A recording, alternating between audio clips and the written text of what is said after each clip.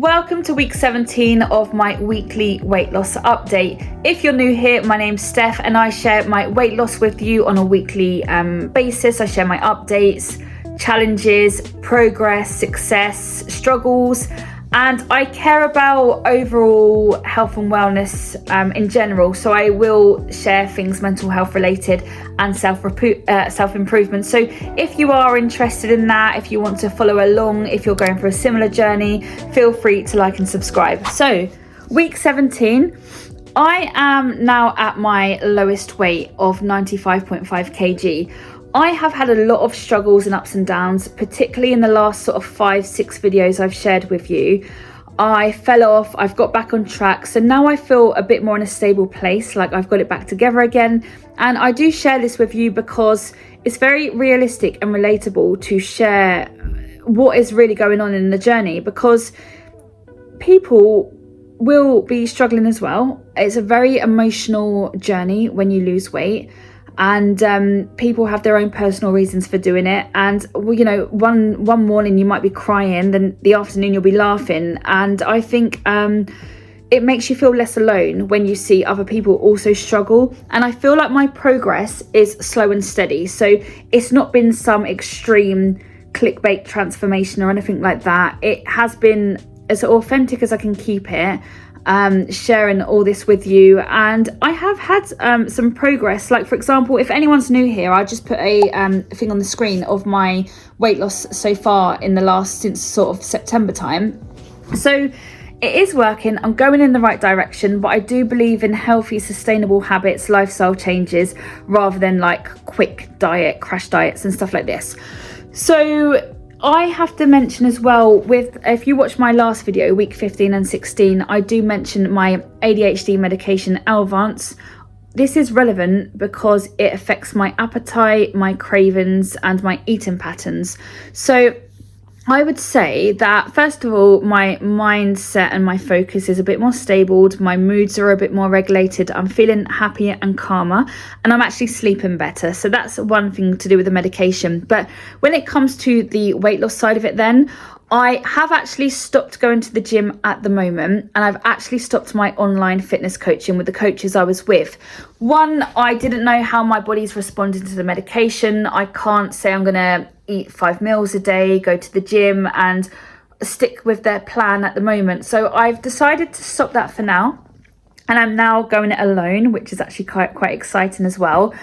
So I don't go to the gym at the moment until I know how my body's responding to a stimulant, because you have to keep an eye on your heart rate and your blood pressure and stuff like this. So until I feel comfortable, I will go to the gym when I'm ready, but I haven't stopped going. I will go back. I have, in the meantime, carried on the walking though, because I still want to keep moving. I have been doing a lot of walking early in the morning. Like here, it's really dark, it's really cold, it's winter here.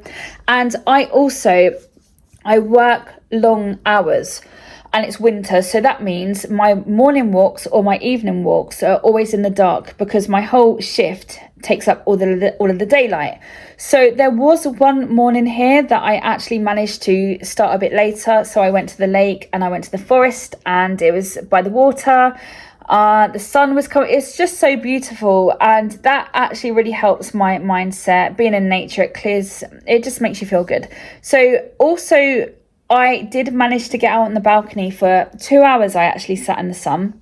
And it's not just about like the vitamin D as such, but it was more like daylight. I know this can help your circadian rhythm, which helps your sleep, which can affect your mood and contribute to weight loss. So it's a big chain of things why this is important as well for the daylight.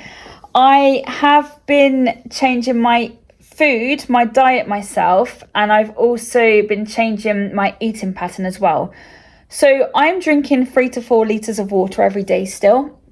I am a little bit more dehydrated. My mouth's a little bit drier on this medication because I'm only on week 2, getting used to side effects and stuff like that, and my body's adjusting. So still drinking 3 to 4 litres of water a day. My appetite has dropped though at the moment.